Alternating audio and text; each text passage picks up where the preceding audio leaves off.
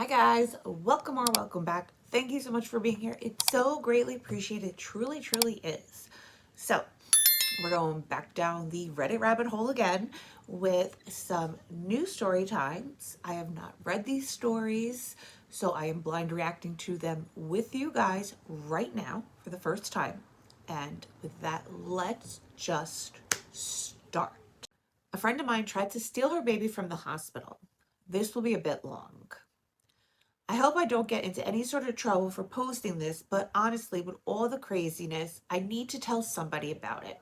That's what we are here for. I am neurodivergent and have a hard time understanding social cues and always feel like I am not being understood due to this. I never know when to start or stop talking. When I got in middle school, I only had one friend from elementary school, and we hardly had any classes together. So I mostly stuck to myself and never really spoke to anyone there. Other kids actually thought I was mute for the first few months of school.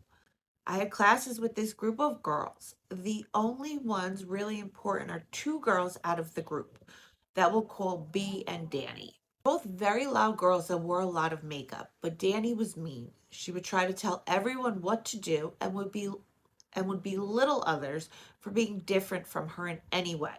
I remember in the beginning, she bullied me for being quiet and strange. Then when she found out that I liked to draw, she would bully me for that, even going out of her way to see drawings that I did not want her to, just to tell me how stupid they were. B, on the other hand, hardly spoke to me and basically ignored my existence. She was always trying to be friends with Danny, who made it clear she hated B. B would follow Danny around, trying to be in the conversation with her. One day, Danny started bullying B for the way B looked, and I got the courage to speak up against this and told Danny that she was being stupid and had no place to speak about others' looks. He never really said anything during this and continued to try and become friends with Danny, and I went back to being the strange, quiet kid. Me and B had a few more conversations, but not enough for me to consider us friends at the time, although I did see myself as her friend who would help her if she needed it. Around our first day of high school, I still didn't have any friends and was panicking about being alone on my first day. My mom was ill at the time, and my sister was going to drop me off. And this added on to my stress, as it meant that my mom wouldn't be there to calm me down like she usually did. I told my mom how worried I was about looking stupid and standing in a corner all alone while everyone else talked to their friends. And my mom asked me if I could think of anyone from middle school that was nice to me and might not have anyone else to go with. And I remembered B, so that's who I messaged. B said she also had no one to go with her, so she was excited that I messaged her. We planned to have a sleepover the night before, that my sister would drop us off at the school together. During that night, I learned many things about B. One of those things is that B was boy crazy. It was basically all she talked about the entire time. I didn't have much of an interest in boys at the time, but this becomes important later. Me and B got along fine, and we made it to school the next day. Everything was all right, but on the second day of school, B started refusing to go and would message me about it a lot. Apparently, Danny was in one of B's classes, and B wanted to be put into another class, but the school claimed they couldn't do so. And B was freaking out. She told me that Danny had been so mean to her the last time they spoke, and that she was scared that Danny would try to kill her or something. I didn't question it too much because Danny was really mean, and one time Danny had tried to push me down a flight of stairs, so I could see B being afraid of Danny. This went on for a few weeks until finally I talked B into coming back to school and told B that since we had lunch period together, we could sit at my table and I would help her figure things out. B did come to school that day, but when I was in science class, I got a message from B that she was being arrested. We were 16 and in public school, so only a few things came to mind of what could have happened. None of them were what actually happened. B did not message me for 3 whole days. Then when she finally did, she told me that she ran into Danny in the hallway of the high school and Danny slammed her head into a locker, which hurt. Our school didn't have a nurse, so when a medical emergency happened, you had to go to the front office to get any. Why doesn't your school have a nurse? What? Had to go to the front office to get any help, and if you wanted to go home. When Bee went into the office, though, she was screaming at everyone there about how she was unsafe in the school and then told them she wanted to go home. They let her call her mom, but her mom was at work and couldn't pick her up. Bee started to throw a fit and told the school that she refused to stay there. They told her that there was nothing they could do if mom could not pick her up, and she told them that she would walk herself home. Of course, at 16, a student can't just leave the school like that, and the people in the office told Bee that if she left, then she would be in trouble. But Bee didn't listen and stormed out of the school, then began to walk down the side of the road, which had no sidewalk since we live in the countryside, and things are too spread out to be walking around like that. School called the cops on Bee, and the cops came and stopped her. But when they told her that they would drive her to the police station, she freaked out even more and threatened to run into the road if they came near her. She told me that what she had meant was that she was going to run across the road to get away from them, but the poor choice of words made her sound like she was going to try and off herself. So the cops began treating the situation like that. They grabbed her and began pulling her towards the cop car. It was at some point during this that she messaged me to tell me she was getting arrested. She ended up going to a mental hospital for 3 days before being able to go home. Her parents pulled her out of public school. A few months passed and nothing else crazy happened. When Bee messaged me one day to tell me about a boy that she really liked, but her parents were not letting her see. I lived in a part of town that was nearby a park that led down to this road that had a bunch of small shops and some restaurants.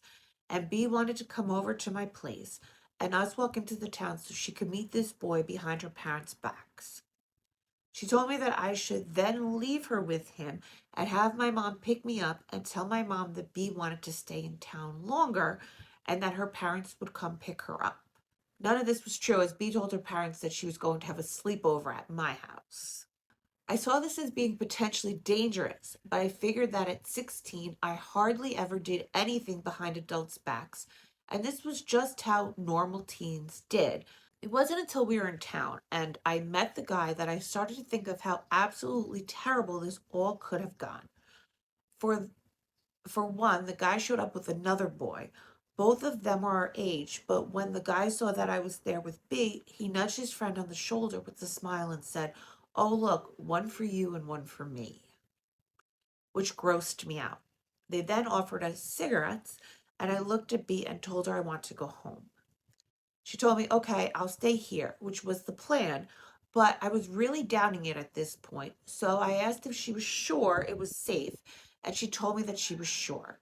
I said, "All right, I'll message you later," and got out of there. I got up to the park and called my mom to come get me and told her that B wanted to stay and that her parents would be there to pick her up later.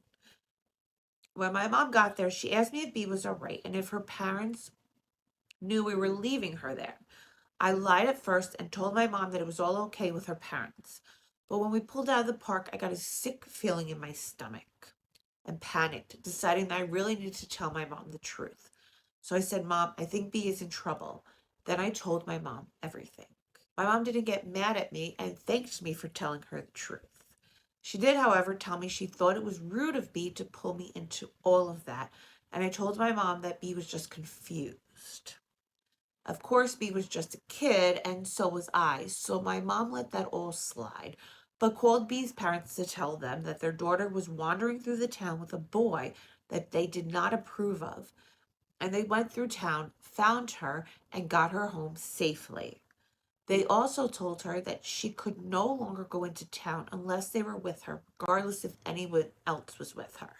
I messaged her to apologize for ruining the plan, but told her that I got really worried that she could have been hurt by those boys.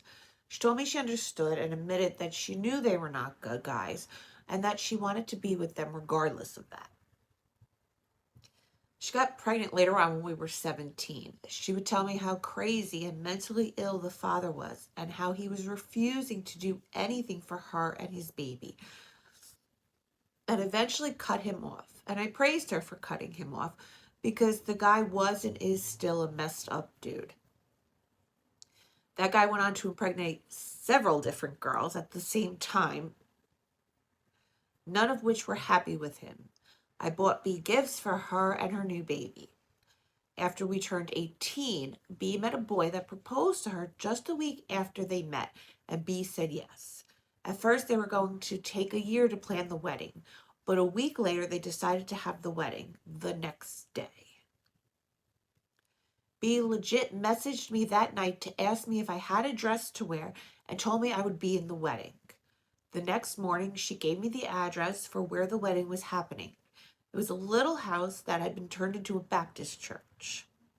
When I went inside, I was greeted by B's mother, who told me that I was technically the maid of honor and needed to help the bride, B.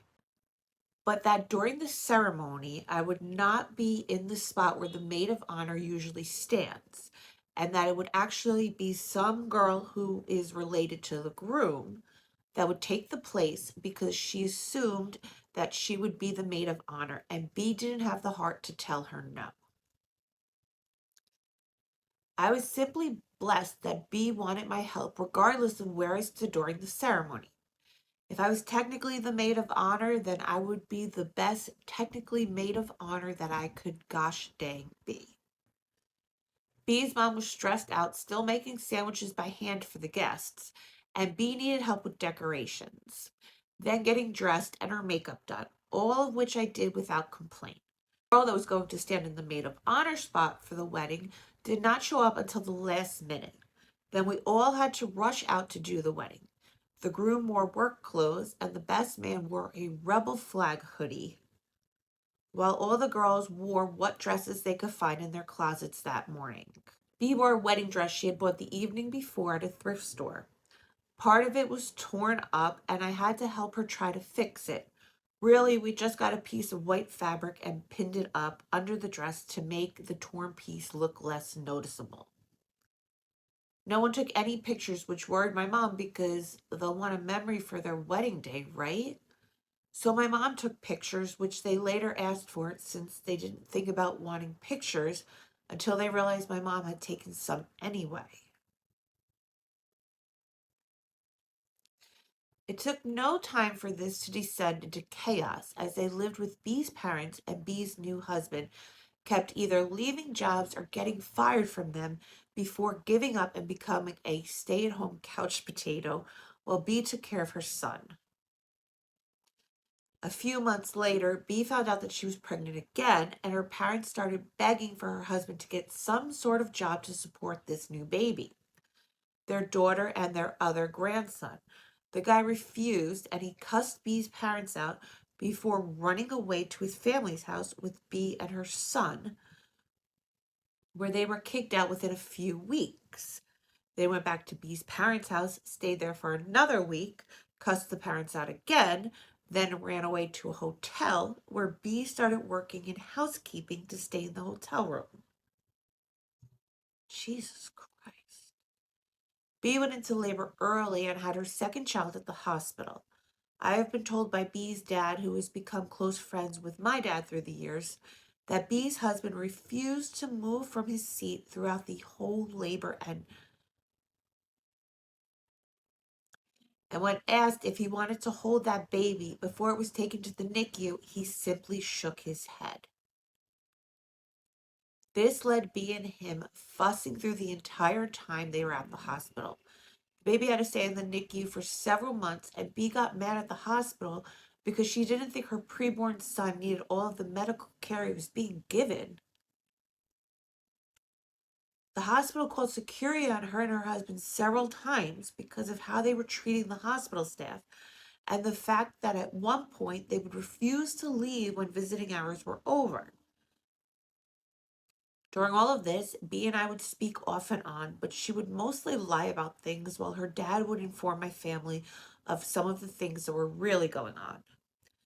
One example of the lies, she claimed her parents kicked her out and even made a public Facebook post cussing her mom and saying they kicked her, her husband, and their 1-year-old son out and made them all homeless. We later found out none of that was true, and that she was allowed to live with her parents, but that she kept refusing to because she would randomly start to cuss her parents, and they would tell her since she couldn't cuss them while they were literally providing for her, she took this as them kicking her and her family out,